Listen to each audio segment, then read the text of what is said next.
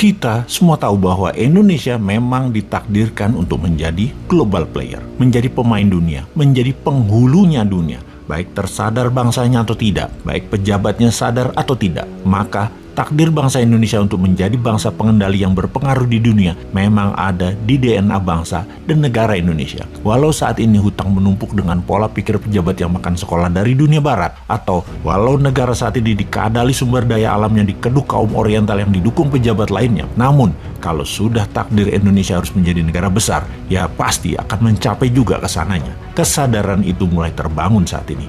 Nasionalisme mulai naik, masyarakat mulai belajar dan hati-hati memilih dan bertindak ke depannya. Kesadaran kemakmurannya bukan karena kebijakan pejabatnya, namun memang karena kepintaran alaminya yang terjadi saat ini. Walau sudah dikekang dan dibatasi kreativitasnya dengan peraturan pemerintah yang ketat, tetap membuat rakyatnya jadi kreatif dan produktif apapun caranya, karena memang DNA kita DNA juara, DNA pemain dunia, DNA global player. Kita ini bangsa survival yang bertahan di tengah bencana, di tengah masalah, dan di tengah kerusakan dengan bergantung pada kekuatan gotong royong bangsa sendiri. Kita buktikan sejarahnya bahwa tanah air kita, alamnya mengingatkan bahwa jangan main-main dengan Nusantara. Misalnya, alam meledakkan gunung berapi yang menyebabkan terjadinya Danau Toba mengguncang dunia dengan kekuatan erupsi super atau ledakan dahsyat pernah dihasilkan Gunung Toba di Sumatera Utara sekitar 74.000 tahun yang lalu. Efek ledakan tersebut membuat dunia berubah, banyak kematian terjadi, namun pastinya yang survive adalah yang terpilih yang tahan uji. Lalu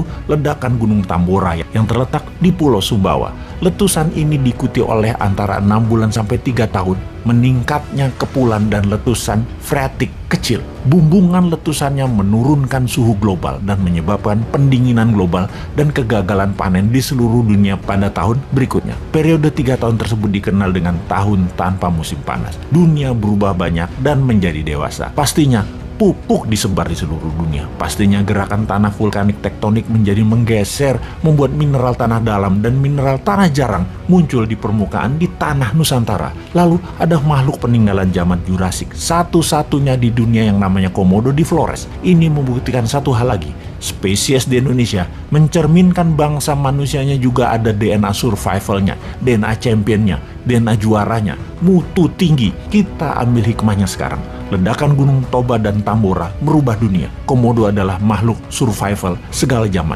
Indonesia untuk menjadi pemain dunia harus menciptakan ledakan-ledakan Toba dan ledakan Tambora yang baru dengan semangat survive segala zaman yang sesungguhnya ada di DNA putra-putri bangsa Indonesia. Corona itu tidak akan bisa mengalahkan bangsa Indonesia, apalagi kalau produk lokal mendapat izin edarnya. Bahkan bisa tanpa vaksin, bahkan bisa tanpa PCR. Namun titer antibodi bangsa Indonesia tetap tinggi karena memang ramuan alaminya ada. Kekayaan alam mineral, tak perlu teknologi asing dan tergiur narasi ocehan orang asing agar dikeduk asing mineral tambangnya dengan investasi asing. Sungguh, pakai kekuatan bangsa sendiri itu bisa, sehingga bisa jadi nilai jaminan aset bangsa untuk mencetak alat bayar. Akhirul kalam, wahai sahabat Newmind, karyamu mengguncang dunia sedang dinanti karena DNA-mu adalah DNA juara. Ayo buktikan.